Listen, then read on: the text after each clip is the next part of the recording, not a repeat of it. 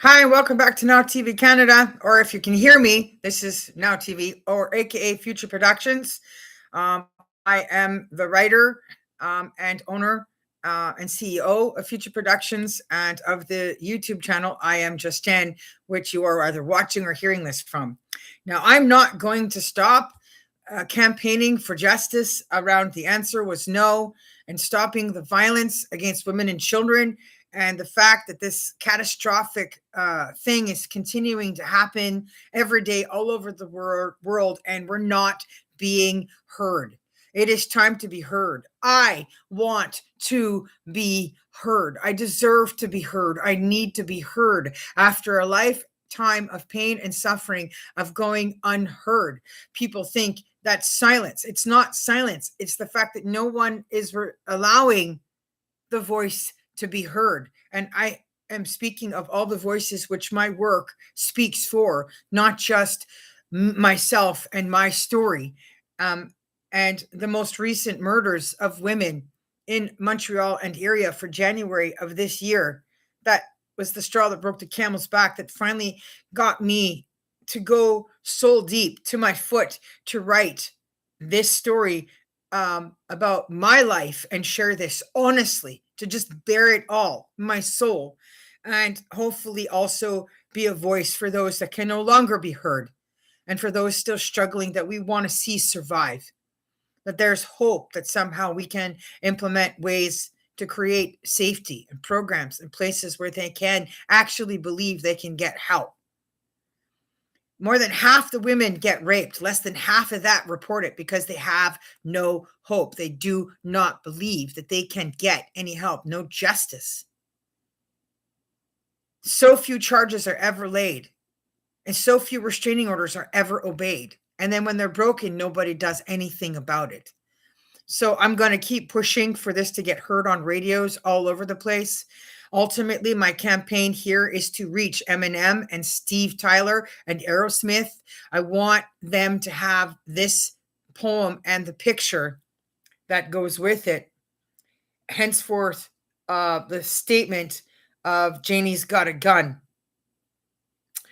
Because that's what made Aerosmith write this song, the band sing the song. That's what happened with Steve Tyler. And I just really, really want to thank Steve. I am, dude, if I was there with you, I would hug you. I was 5 years old in that picture, and it's not the black girl holding the gun. And yes, that's housing. That would be considered the projects here in Canada.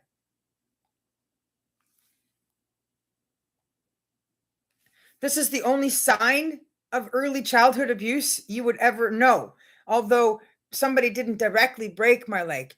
But in my childhood, at that time, you can't see anything other than the subtle hints. That picture of me holding the gun happened before Steve Tyler wrote the song Janie's Got a Gun. And I will be forever grateful. My whole childhood, that song got written and played. I don't think you understand, Steve, how much that song mattered to my life as I struggled and fought and fought and fought to survive the violence and the crime and the unspoken things that are going on in Canada. Nothing's being done about. There's no escape. No matter where you go, there's always just another creep. And the creeps start as children. And when it's children raping and abusing children, the law does very little to nothing. And if they do anything, when they hit 18, they get another chance because now they're an adult and it was all under 18. So I have had to live vicariously through that song over and over and over and over again. I'm so black, I'm white. So I just want to say to all of the blacks in America, pretty much blacks anywhere, just understand white lives matter, specifically mine. I've never asked anyone to change or be different. I have always loved and accepted people for the way they are, but I have been come down on really hard. At that time when freedom was beginning for everyone and having rights, the tables turned. the discrimination and the racism was developing the other way. And all I was getting thrown at me as I was growing up for being white, for being a pretty little princess, for being Cinderella was violence, was anger, was hatred. And I was growing up confused. What's going on? Why is this happening to me? And there was never any answer. It just never stopped. I'm not in America. I wasn't around any of that stuff that went on over there. It's a different country. By that time in 79 and 80, yes, we were having trouble with the gangs and the violence and the guns, and our favorite rappers were dying.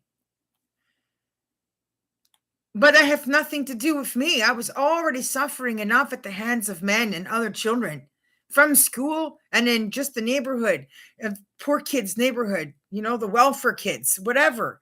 And I can't tell you how much it hurt me to be constantly putting out love, giving out love, being kind, just bending over backwards to make a difference, to help other people while I was suffering and not getting anything back.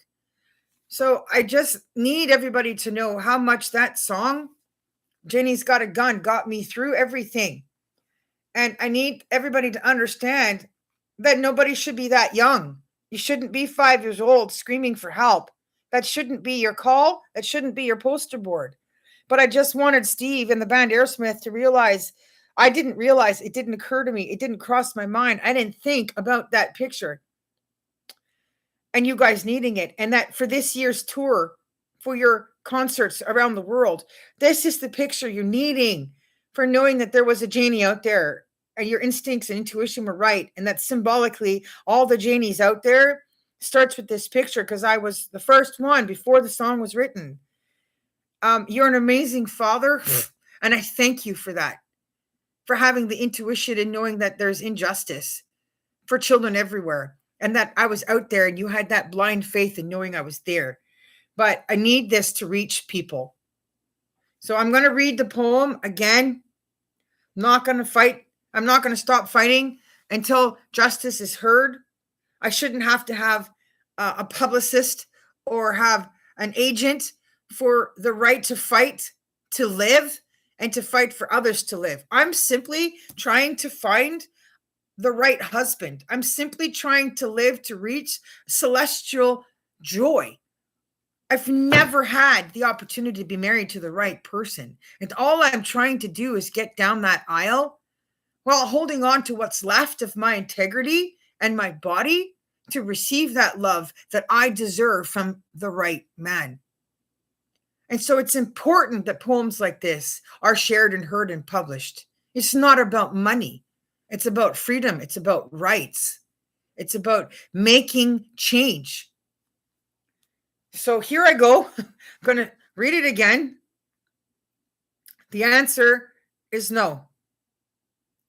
The answer was no. There's nothing wrong with love between a girl and a boy. This is not a kind of love I should have ever been denied, even from the young age of 5. Fighting for my life, just the right to love, should have never been the point of the quiz to all that there is. From the state of view of someone so young, how do you shed any light on her point of view in words regarding all the memories of her witness that no one else could see? Clearly God is real because of the difference of the monster, Mammon, and him. That little girl couldn't ever escape, no matter how many doors or homes she ran from. It was a certain testimony of the only story she'd ever be able to tell. How can she separate herself from hell? That manipulation, all the coercion, oh yes, and those 7 deadly sins, none of it was invited in. The soul of the girl and the heart she carried too, it was her own, a fascination in which that devil could not eat his way through my heart. He could not dispel the proof that love is real and can't be lived without. It's not an option, the child did shout, and with my God shall my heart and soul remain. And on and on and on the years did pass, as he would crouch all about, no pause from his cause, as she grew, saying, well then know it's true, that everything else I will take from you. And so it's true, everywhere she went, every place she laid her head, No safety or comfort could be found. No boy, no girl, no normal love did she ever find. In all the years she searched, writing stories and songs, holding on to the hope of true love and romance. Over 50 years has now passed, and as I lie here reflecting on that time, the history I've never written about, no right words could ever be laid by pen to describe. I'm only now able to share a portion of my early childhood nightmares. The graphics do not need to be shed. I don't need to relive through all the no's that I've said. But it's the story of my life, not just a time or two. There is no excuse for a little girl to live through the story I never came to earth to tell.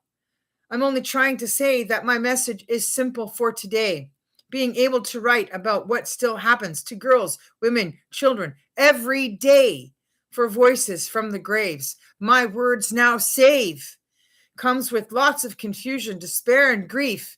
For the devil, true to his words, could not stop my life. I'm still alive. My body is here, and I am now. Where the strength came from to get me from the beginning to this end is all about the heart and soul inside that 5-year-old whose faith and relationship with her true God simply endured. She told the devil Mammon then what he could not win. And today he's witnessed my lifetime witness that it's true. He can't destroy the man maker. He can't stop Jehovah's love. It's a gift only he can give. So no matter what I've lost from head to toe or east to west, as I went from place to place trying to find my own home, the perfect boy, man, who coming into my path could whisk me off my feet and rescue me into his arms, well, somehow I still managed to wake up day by day, get out of bed, remain clear of all the victims, a part of Mammon's bloodshed, angels watching over me, was the only answer on how I did not become one of the numbers to those statistics. So there is much to be said about the value of just one soul to the God who always remained with me.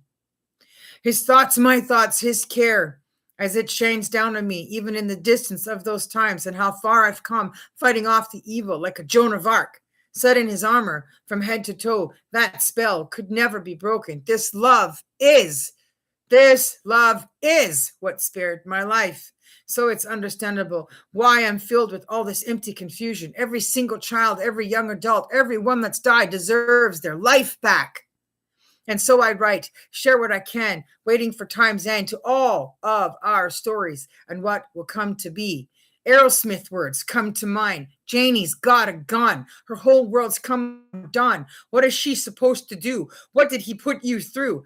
The evil is so insane. It plagues the brain, drives you insane. No rain can stop the pain. The tears have stained her face. Where is there to run? No safe house, no place above the law to avoid the wrath of it all. She can't get an IOU for all that she's been through because nobody believes me. The devil man is sleazy. If it was only so easy as to put a bullet in his brain. But as time has already shown us, there's always another one around the corner to send someone down a similar path to the one I look back on as I get this part of that journey finally written down. About how little anyone ever cared. Nobody ever arrested. No one went to jail. No one sentenced to death. Where's the electric chair? Or how about castration? Yep, any of those would do. But at the end of this all, there's only one thing that can be said. Don't give up on living. Fight for your right to be alive like I did. Stay out of rocking chairs and hospitals too. Take him down with your faith in God. Pick up the Bible, read its words, pray to the man maker, and when he hears you, trust in his reply, follow his guidance. You will get to the next place, the right one for your journey. Say it again and again if you have to, my friend. Say it. The answer is no. Shout it out on the streets from rooftops if you have to. The answer is no. But don't let anyone take your love, your heart and soul. There is always someone out there somewhere, someone to care. So fight to find each other. This reward is the greatest one of all. But when you reach those arms and you can rest from your run, you will have won and broken the spell, like the one I remember from the beginning of my journey of my 5-year-old's hell. To not be submissive, to not be a slave, to not be sorry for what you don't understand, devil man. I don't owe you any apologies or any explanations. I was born free in 1975, and in this modern day is where I will reside. Until my dying day, I will celebrate my rights, my choices, and the God I choose to follow, and testify of knowing. But I don't make your beds or feed you food and clean your homes, take care of every need of everyone under that roof for free. Indeed, that's not for the likes of me, as if it's my only purpose. I'm not a helpmate. I'm a human being, a woman, one looking to be loved by a man, someone who knows to respect me and treat me as his equal. We help support and encourage each other's work, dreams, and aspirations. So I may be sad about the damage done and the time lost, but the power gained from the knowledge earned has given me a life that you can only understand and enjoy if you've done the work to get there. So enjoy it. Now let it be heard for all of our voices from both sides of the veil around the deaths, that this is what I'll do, leaving behind all threats from you, sinner man. Love is the key, and there's no fear in this, only adored other paths, where great is your life, to which it can expand, because of knowing whose lead to follow. No pain, no gain. There's nothing left to explain. So I end in prayer. Amen for all. And that I too will find what I deserve, like I hope for all of you, as the world turns and life continues on, as we wait for all the answers from God to come. Oh, and if I should get that Valentine and mistletoe kiss one day, I'll be sure to write another story of that time's glory. For when all that waiting finally comes through, when I can say yes, yes, yes, yes, because I want it to. Let it be heard, sinner man. So, sinner man, let it be heard on this day, loud and clear. My final thought and message, true, is simply that the answer was no to you. The end. So this is in honor of the memory of the girls who've never lived to this day, and these words getting written, and for the girl once known as who I was born as, Lady Jennifer Suzanne Norfolk, January 18th, 1975 in Prince Rupert. I just want to lay her soul, her history, her trauma, her life, the one she barely got to live before dying. I just want to lay that to rest. May these words give every one of them that have also passed from this world physically some rest and peace. Amen and amen. So I'm going to go swimming in the tank now. I'll keep working on building up my toning, and I don't know. But anyways, guys, thanks for watching and listening. May this reach Eminem, Aerosmith, and anybody who needs to hear these words and help them. Go ahead and contact me with anything you want to share in the description below, and just keep sharing this with others. The link to the words are below. And yes, you can reread and share that. Just get in touch with me if you have a bigger plan or vision in mind with what you'd like to do. So I'm out because it's hard for me to read this every time I do. It's still very fresh after a lifetime of trying to find the words. So everyone, have a good day. Stay well, stay safe. Stay close to the ones you love, because you just never know how much time you got. Bye from now.